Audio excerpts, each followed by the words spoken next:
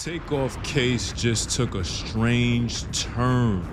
RIP to Takeoff, man. It's not been the same in music since the Migos broke up. You know what I'm saying? They definitely was a moment. They was a vibe. I guess since they're now getting back together, this has to now become a topic of discussion. This is insane. But let's get to the video. Now, how does one of the most low-key rappers in the game end up getting murdered inside a bowling alley in front of dozens of people? And somehow the case just keeps raising more questions than answers. And how does the alleged killer get a passport, buy tickets to Mexico, secure a $1 million bond, and now has high-level legal representation? It just makes you stop and ask, how does all of that happen? All while the death of Takeoff is still being investigated. The Takeoff case just took a very strange turn, and it feels like no one is really talking about it. For those who don't know or need a refresher, November 1st, 2022, Houston, Texas, rapper Takeoff, one-third Amigos, was killed at a private event hosted by J Prince Jr., son of Rap-A-Lot Records founder J Prince. If you don't know who J Prince is, he is literally one of the most powerful and connected figures in the entire history of Houston hip-hop. His name carries serious weight in the streets and in this industry. The event was held at 810 Billers and Bowling, an upscale venue in downtown Houston, invitation only, roughly 40 to 50 people in a room. This wasn't a random club night, this was a closed private gathering. The official event wrapped up around 1 a.m., but people decided to stay. By 2:30 in the morning, the crowd had spilled onto the third floor balcony area, and that's when things went left. A dice game, money lost, tensions rising. Quavo was caught in the middle of it. Surveillance footage later showed him trying to walk away. His last words before the shots, "We don't play like that, bruh." Then gunfire. 2 weapons, 10 shell casings recovered at the scene, 9 from a 40 cal, 1 from a 9mm. Takeoff was hit twice, once in the back, once in the head. 2 other people were also shot, and the scene was chaotic. Now, I broke down this entire story in my video that I made back in March of last year. It was an investigative video that I dropped last year. I would highly recommend you check out that video, because in this video, I'm not going to go as deep as I did in that video, particularly when it comes to what happened during his death and whatnot. If you want to check out that video, link is in the description below for a complete picture. Today, I want to focus on something specific. Pretty recently, something came out regarding the Takeoff case, which I've definitely been up to date with. And I want to share those things with you guys. And there was something that quietly stood out here. The case is finally moving forward now, and I think it deserves another look. But there were some interesting things that I just really paid attention to, and I feel like you need to hear about them as well. But before we go there, let's actually look at what happened during the situation right after he died. Before police even arrived, a nurse who lived nearby heard the gunshots. She waited for the chaos to settle, grabbed her kit, and ran over to the bowling alley to see if she could help. A good Samaritan, right? But by the time she reached him, it was already too late. She said when she got to Takeoff, his eyes had rolled back. He was unresponsive. There was nothing she could do. He was gone before anyone could save him. By the time police arrived, 2:30 in the morning, downtown Houston, the scene was basically empty. Witnesses had already scattered, and a lot of them had left. Security was there. Nobody saw anything. Nobody said anything. And Takeoff was already gone. So detectives had to work with what they had, and what they had was the footage, the surveillance footage. Now, the surveillance footage placed a Patrick Xavier Clark inside that crowd, and he had a gun in his hand. And as the chaos unfolded, Clark was captured on camera firing multiple rounds. I don't know, but have y'all noticed that ever since his passing, there hasn't really been too many like unalivings in hip hop? There's been maybe once or like here and there, but I noticed that there isn't really that much, you know, of that going on lately. I wonder if, you know, he was it, you know what I'm saying? When that Takeoff situation happened, it was like, all right, this is enough is enough. And I truly think that since that situation, it's just like, all right, we're not doing this no more. In the direction where Takeoff was standing. Forensic analysis backed it up. Out of everyone there that night, Clark was the only person caught on surveillance, firing in the direction that Takeoff was. After the shots, he fled on foot, briefly ducked inside the House of Blues nearby, tossed a wine bottle he had on him, then disappeared. Now, here's the thing that really bothered me. There were around 30 to 50 people at this event that Takeoff was attending, this private gathering, right? So 30 plus witnesses, and Houston PD publicly begged for anyone to come forward. Almost none of them talked. And I'll be honest, that's frustrating to even think about. Someone loses their life in front of all these people, and the priority becomes not say anything. That mindset in its own is kind of a tragedy. Isn't that like sad? And look, at this point, investigators had already Clark on their radar, but having a name and being able to make a case are two very different things. What they needed was simple: more leads, more evidence, and people. It's just hard to believe that this Pillsbury Doughboy looking nigga is responsible for taking the life of a very well known, notable rapper. Like, are we serious, man? Are we serious? Like, I still can't believe this. Willing to talk, but they weren't getting that. Houston PD's homicide sergeant Michael Burrow said it plainly. Over 30 people were standing outside that bowling alley, and every single one of them left without giving a statement. Every single one.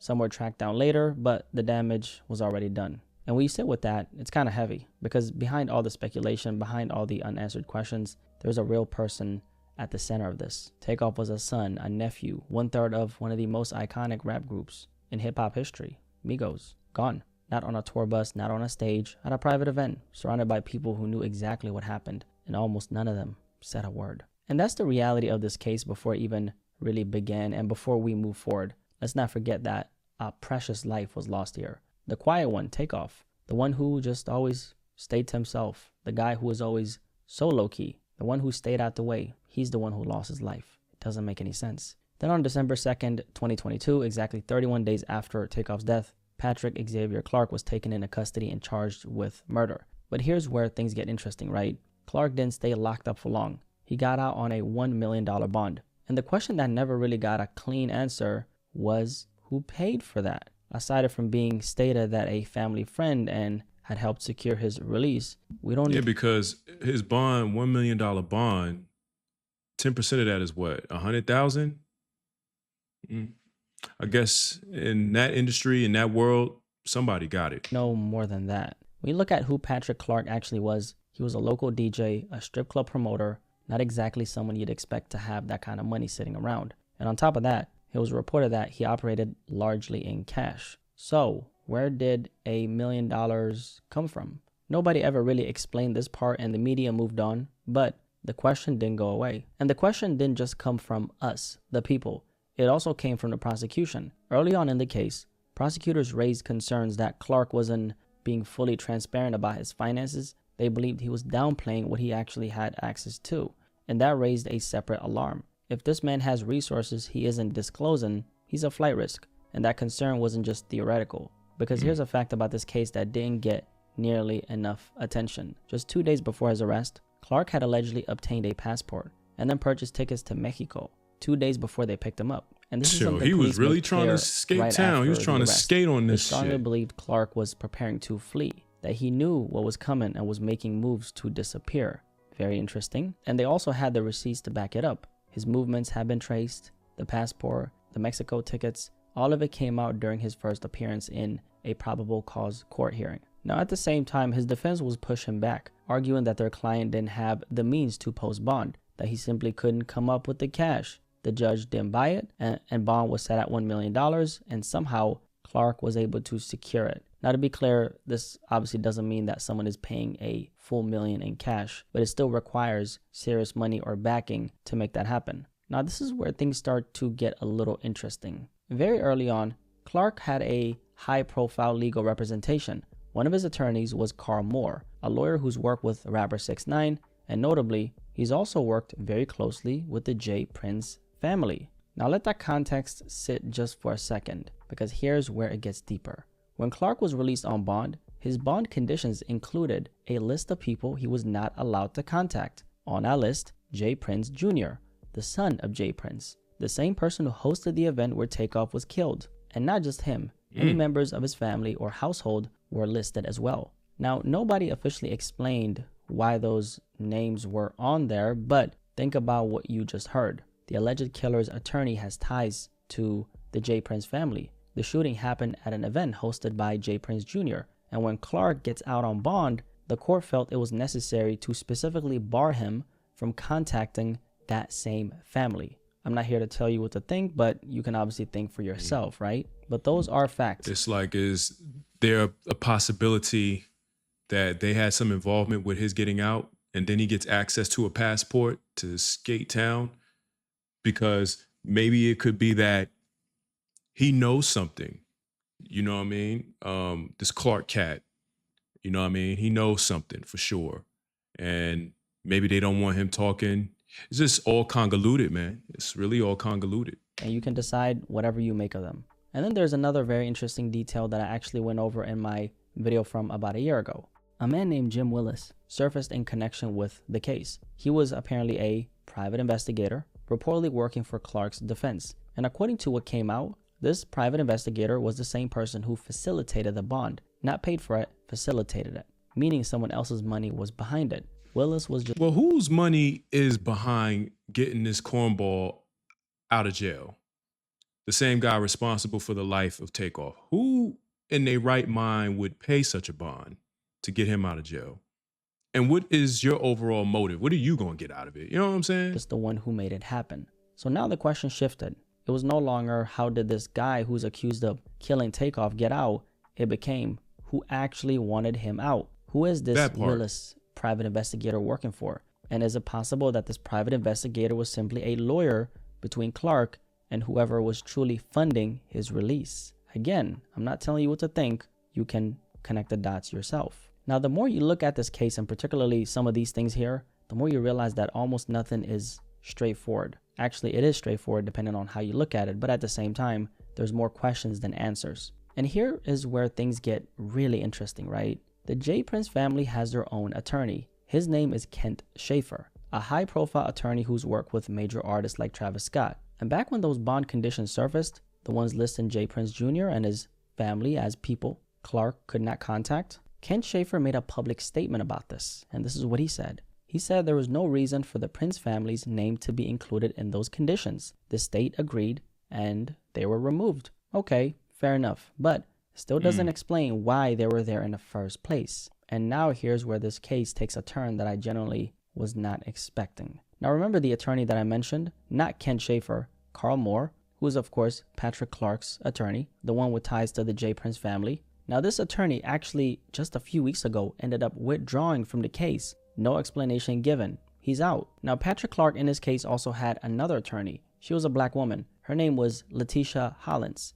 She was actually representing him until recently. Now 1 month ago, she was replaced. And who replaced her? Kent Schaefer, the same attorney who publicly defended the J. Prince family when their names appeared in Clark's bond conditions. The same family whose event this shooting took place at. He is now... I think it's probably because there's talks around town that the Prince family, the J. Prince family, has some involvement with this. I mean, this happened at your son's event. You know what I'm saying? This dude is out on $1 million bond. Who put up the front money for him to get out? Who put up the money for him to get a passport to Skate Town? You know what I mean? It's been what? It'll be 4 years in November since Takeoff's passing. And so the Migos is supposed to be getting back together. So now all of this is coming back up, you know? It's weird, man. It's really, really weird. Representing the man accused of pulling the trigger and killing Takeoff. And it's also worth noting how slow this case has been moving forward. It's been moving really slow. Like I said, I know I keep stopping the video, but after the situation, it kind of died down a little bit. And now it's just now getting some traction.